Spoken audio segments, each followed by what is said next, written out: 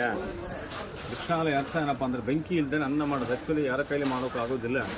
ಅಪ್ಪಣ್ಣಾತರ ಮಾಡಿಸಿ ತೋರಿಸಿದ್ರು. ಅಪ್ಪಣ್ಣಾತರ ಅಂದರೆ ರಾಘವೇಂದ್ರ ಸ್ವಾಮಿ ಅವರ ಪರಮ ಶಿಷ್ಯರ ಪೂಜ್ಯ ರಾಘವೇಂದ್ರ ಮಂತ್ರ ಬರುತ್ತಲ್ವ, ಆ ಮಂತ್ರ ಬರೆದ ಮಹಾನುಭಾವರೇ ಅಪ್ಪಣ್ಣಾತರ. ಬೆಂಕಿ ಇಲ್ಲದೆ ಅನ್ನ ಹೇಗಂದರೆ ಅಪ್ಪಣ್ಣಾತರ ಕಾಲದಲ್ಲಿ ಗುರುಕುಲ ಇತ್ತು. ಗುರುಕುಲ ನಿಮ್ಗೆ ಗೊತ್ತಲ್ಲ. ಆ ಗುರುಕುಲದಲ್ಲಿ ಮಕ್ಕಳು ಪಾಠದ ನಂತರ ಈ ಊರ್ಲ ಕಡೆ ಹೋಗಿ ಭೌತಿಕ ಭಿಕ್ಷಾ ಅಂತ ಭಿಕ್ಷಾ ತಗೊಂಡು ಬರ್ತಾಯಿದ್ರು. ಬಂದಿರತಕ್ಕಂಥ ಅಕ್ಕಿ ಬೆಳೆನ ಒಂದು ಬಟ್ಟೆ ಗಂಟಲು ಕಟ್ಟಿ ಈ ಬೃಂದಾವನ ಕಾಣ್ತಾ ಇದೆ ನಿಮಗೆ. ಅದರ ಹಿಂದೆ ಅಪ್ಪಣ್ಣಾತರ ಕಾಲದಲ್ಲಿ ದೊಡ್ಡ ಅರಳಿ ವೃಕ್ಷ ಆಯಿತು. ಆ ವೃಕ್ಷ ಈಗೆಲ್ಲ ಬಿದ್ದೋಗಿದೆ. ಆ ವೃಕ್ಷಕ್ಕೆ ರಂಬೆಗೆ ತೂಗಿ ಹಾಕ್ತಾರೆ ಮಕ್ಕಳು ತಂದಿರತಕ್ಕಂಥ ಅಕ್ಕಿ ಬೆಳೆನ. ಆಮೇಲೆ ಅಪ್ಪಣ್ಣಾಚಾರ್ಯ ಏನು ಮಾಡ್ತಾರೆ, ಉಗ್ರ ನರಸಿಂಹಸ್ವಾಮಿ ಇದನ್ನು ಪೂಜೆ ಅಭಿಷೇಕ ಮಾಡಿ ಇಲ್ಲಿ ಆಂಜನೇಯ ಸ್ವಾಮಿ ಕಾಣ್ತಾ, ಇದೇ ಆಂಜನೇಯ ಸ್ವಾಮಿ ಅಪ್ಪಣ್ಣಾತರ ಪೂಜೆ ಮಾಡಿ ಅಭಿಷೇಕ ಮಾಡ್ತಾರೆ. ಅಭಿಷೇಕ ಮಾಡಿರ್ತಕ್ಕಂಥ ತೀರ್ಥವನ್ನು ಅಪ್ಪಣ್ಣಾತರಿಗೆ ಪ್ರೋಕ್ಷಣೆ ಮಾಡ್ತಾ ಬಿಸಿ ಬಿಸಿಯಾಗಿ ಅನ್ನ ಆಗ್ತಾ ಇತ್ತು.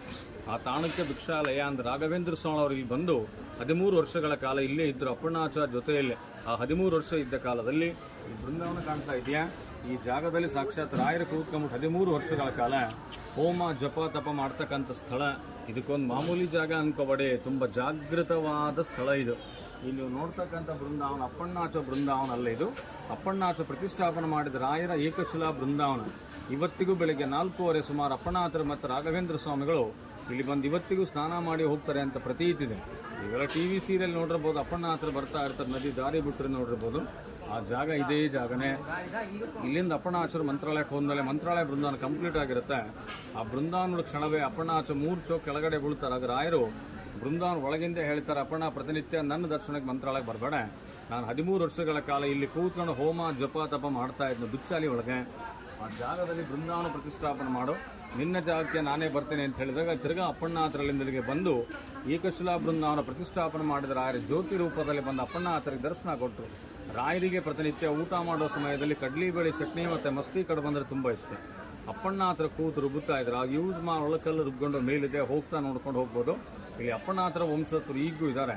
ಅವರು ಅಷ್ಟೋತ್ತರ ಶತಸೇವಾ ಪ್ರತಿನಿತ್ಯ ಬಂದಂಥ ಭಕ್ತರಿಗೆ ಅನ್ನದಾನ ಮಾಡ್ತಾರೆ. ಮತ್ತು ಅನ್ನದಾನ ಕೊಡಲೇಬೇಕಂತಲೇ ಯಾರಿಗೇನು ಫೋರ್ಸ್ ಯಾರಿಗೂ ಇಲ್ಲ. ಇಲ್ಲಿ ನಾವು ಅಷ್ಟೋತ್ತರ ಅನ್ನದಾನ ಅದಕ್ಕೆ ಮಾಡಿಸ್ಬೇಕಂದ್ರೆ ರಾಘವೇಂದ್ರ ಸ್ವಾಮಿಗಳೇ ನಿಮಗೆ ತಿಳಿದ ಮಟ್ಟಿಗೆ ಬಹಳ ಹಾಡು ಬಹಳ ಮಂತ್ರಗಳಿವೆ. ಆದರೆ ಅವ್ರಿಗೆ ಇಷ್ಟವಾಗಿದ್ದ ಅಪ್ಪಣ್ಣಾಚಾರ ಮಾಡಿರ್ತಕ್ಕಂಥ ಅಷ್ಟೋತ್ತರ ಅನ್ನದಾನ ಮಾಡಿದಾಗ ಅಪ್ಪಣ್ಣಾಚಾರ ಸ್ವಲ್ಪ ಸಂತೋಷಗೊಂಡು ನಮ್ಮ ಒಂದು ಜೀವನದ ಫೈಲರ್ ರಾಯರ ಮುಂದೆ ಅಪ್ಪಣ್ಣಾಚಾರ ಇಟ್ಬಿಡ್ತಾರೆ. ಕೆಲವೊಂದು ಜನ ಏನಾದರೂ ಪ್ರಾಬ್ಲಮ್ಸ ಬರೆಸ್ತಾರೆ, ಮನೆ ಹೊರಗಡೆ ಆಫೀಸ್ ದುಡ್ಡು ಮದುವೆ ನಾಗದೋಷ ಸಂತಾನ ಉದ್ಯೋಗ 100% ಒಳ್ಳೆ 70-80% ಖಂಡಿತ ಮುಗಿದೋಗುತ್ತೆ. ಕೆಲವೊಂದು ಜನ ನಮಗೆ ಫೋನು ಮಾಡಿ ಹೇಳ್ತಾ ಇದ್ದಾರೆ, ಸ್ವಾಮಿ ನೀವು ಹೇಳಿದ ಆಗಿದೆ ಅಂತ. ನಾವು ಮಾಡೋದು ಏನೂ ಇಲ್ಲ.